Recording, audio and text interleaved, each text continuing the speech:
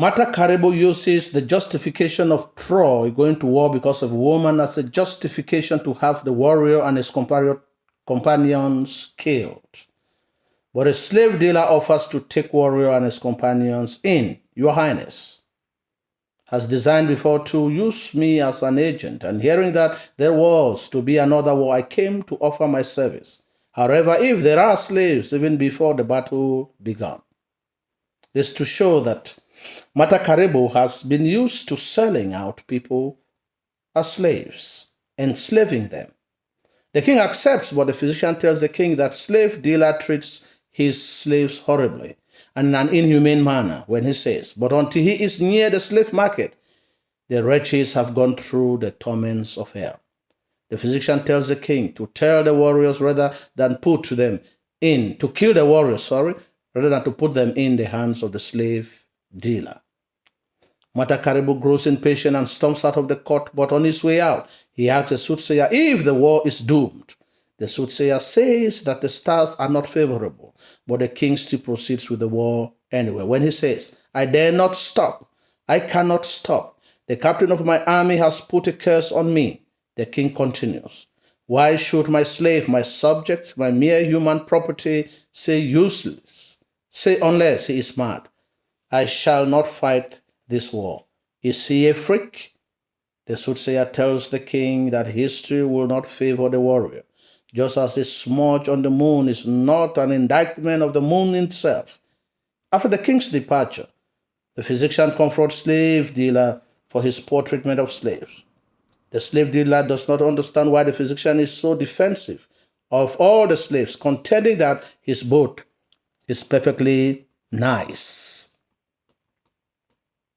He says, Honorable physician, to the court of Mata Caribou, why is this concern for the health of traitors condemned to a fate worse than death?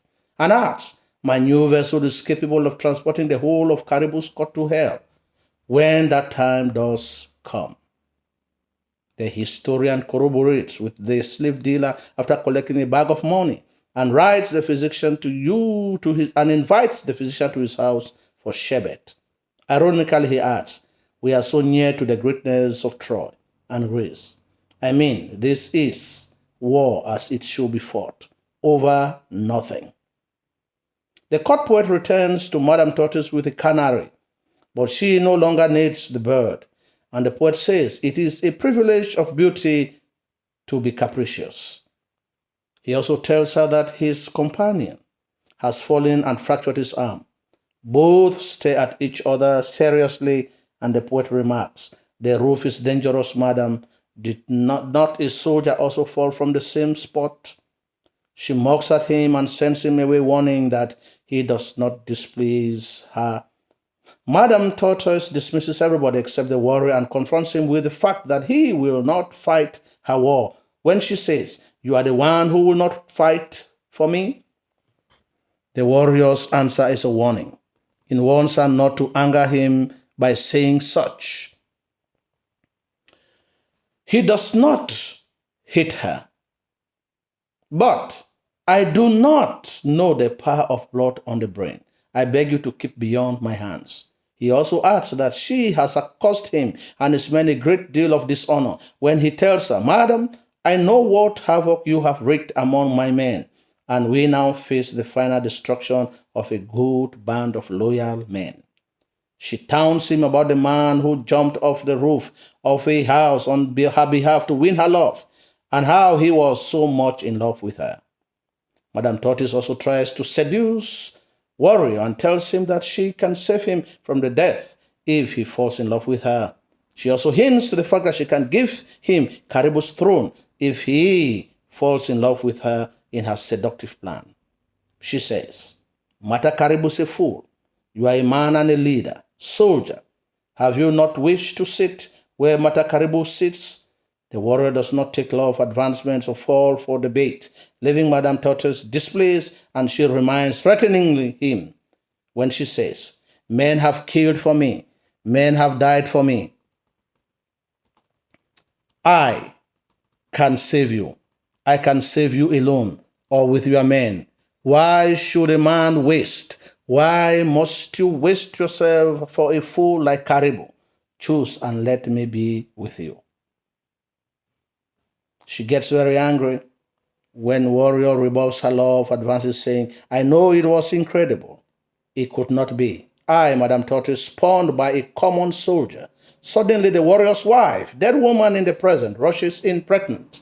And Madame Tortoise is furious that the warrior prefers his wife over her.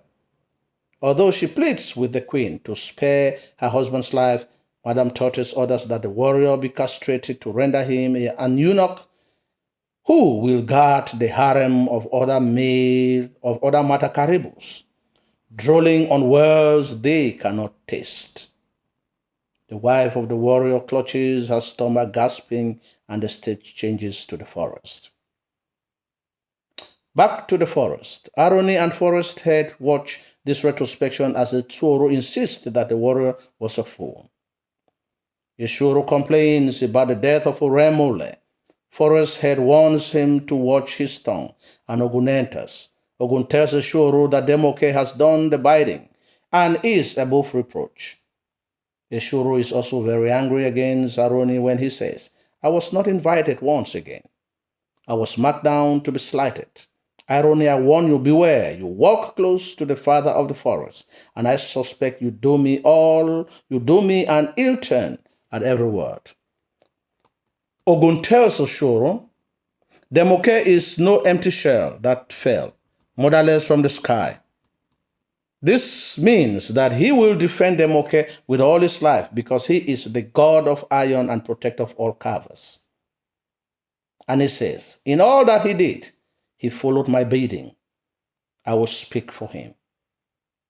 Ogun taunts Eshuro, who becomes completely incensed and jumps on Ogun, but Forest Head holds them apart without touching them when Ogun says, this minion of mine, is it not rumored that he has done you service lately as a barber? And mocks him, you look shaving on the skull. And I think once there were more hairs on your chest. Have I not seen you at the gathering of the tribes, wet and naked by my servant's hand? Forest Head remarks, soon I will not tell you from the humans. So closely have their habits grown in you. Ogun asked Aroni to let Demoke go, but Aroni insists that he needs him most at that moment. Ogun defends Demoke that all he has ever done is his bidding when he realizes that Eshuro has a hidden agenda against his servant. Ogun rounds his defense. He has no guilt. I, Ogun, swear that his hands were mine in every action of his life. When Eshuro leaves, Forest Head summons the questioner, and the stage turns to a dark, wet atmosphere dripping moisture and soft, moist soil. Nearby, there is a palm tree, and Aroni disappears as Forest Head sits on the storm. Ogun will go to every level to defend Demoke. The questioner asks who had sent the dead woman, and she replies that it was a woman without a womb. The questioner scolds the woman for dying with her pregnancy when he says, you should have lived for him. Did you dare snatch death from those that gasp for breath? The woman tells him that she is a woman and she is weak. The woman is just a victim of her weak sex and the wickedness of human beings who have no feelings. Dead man comes in and declares, 3 lives I led. Since first I went away. But still my first possesses me. The pattern is unchanged. Forest Head addresses dead man as Moliero and alludes to the fact that he had once known him as one who had been sold as a slave for a flask of rum. The questionnaire is disgusted with the dead man when Aroni enters and snatches off the questionnaires' mask, revealing that it is, in fact, Eshuro. He says, I was sure I recognized a similarity in venom, but I did not think Eshuro would dare. Forest Head decides to skip the questioning and move to the welcoming and summoning all the mortals with an interpreter. The interpreter brings ruler, the Moke, and Adenebe on stage, and forest head dismisses that man in spite of his protestation. Forest head notes that the interpreter is not the one that he knows, because the one he knows has gone to the gathering of the tribes and has been replaced by his acolyte. Forest head suspects that he has been sent by Oshoro when he says, "Note, I have my eyes on you. If Oshoro sent you," Oshoro enters and tells Forest head that he does not need slaves. Aaron escorts that woman, and the interpreter puts on mask on the mortals, and they walk in a circle in the welcoming ritual. The dead woman is brought back, no longer pregnant, and now holding in hand a half-child. Each spirit is summoned, and one of the humans become agitated, possesses and pronounces the spirit of the palm speaks, and the half-child tries to figure out who is speaking. A figure in red appears and begins to talk in the child's footstep, while the child goes to another part of the stage and play season. The figure in red mimics his actions, and he appeals for help, saying, "I will be born dead." Successive spirits speak. The spirit of darkness, precious stone, pachydems, rivers, they all move and speak in a large chorus and suddenly stop. The half-child continues to play the game, and the figure in red wins, scolding the seats triumphantly. The chorus and waters delivers a monologue which is responded by the spirit of the rivers. A cloud of doors forms. Aroni moves towards the figure in red, and the interpreter begins to dance, blocking Aroni. The spirit of the sun involved, and the forest murmurs while Forest head addresses the spirit of volcanoes, who insists that it is the cause of the noise heard earlier. Forest head wants to know where the noise comes from, and ant leader bemoans the status of the ants leading. The forest head to ask, "Have you a cause? Preserve you like a riddle?" The ants speak, foretending a bleak future. When they leave, the figure in red goes towards the forest head, and triplets enter. Forest head addresses the triplet as, "You perversions are born when they, mortals, acquire power over one another." Suddenly, the figure in red rips off his mask and reveals himself to be Shoro. He holds his hands out to the half-child, who tries to go to dead woman. The Shoro plays a game which attracts the child, grabs him and throws him to the triplets, who toss him around. The Moke tries to give the child to dead woman, but the Shoro blocks his way and appeals to Forest head. Forest head asks Aroni, "Does the Moke know the meaning of his act?" And Aroni tells him he is holding a doomed thing, and that the forest will not let him pass. The Moke gives the child to dead woman, and Aroni leads the mother and child off. Forest head leaves, and a Shoro, in a triumphant manner, silhouette of people dancing in silence round the Moke's totem, but there is no contact between them and the forest creatures. The dance is the unveiling, sacrifice begins, and a Shoro puts a jester head on the Moke and pushes him towards the totem. The Moke reaches it. He must climb to the top, and as the Moke gets higher, a Shoro lights the totem on fire. Ogun enters to catch the Moke as he falls.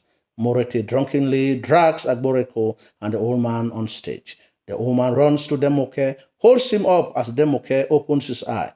The Moke tells the old man that the fourth mortal was Forest head himself in disguise. The mortals learned their lesson in the eventful day. Rula comes forward, chasing, while the Moke old man and Adenebi speak in the epilogue.